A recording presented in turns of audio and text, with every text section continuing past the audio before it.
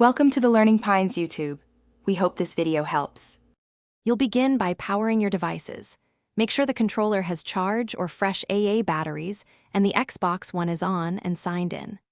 Once done, point out the small pairing button on the controller near the USB port and the sync button on the console's front or side.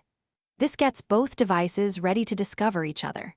Pressing these buttons starts the wireless handshake, so prepare to move quickly to the next step to complete the connection. Now you'll start the actual pairing. Press and hold the controller's pairing button for about 3 seconds until its guide light blinks rapidly.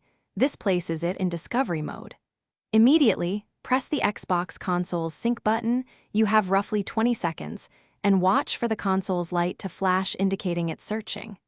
Make sure the controller stays nearby and unobstructed.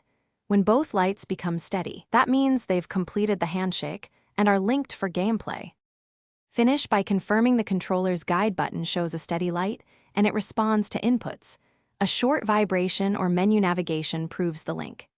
If pairing fails, restart both the console and controller, then repeat the process. Often a fresh reboot clears conflicts. If problems persist, connect the controller with a USB cable to force a direct connection and any firmware updates. This wired step often resolves pairing issues and lets you resume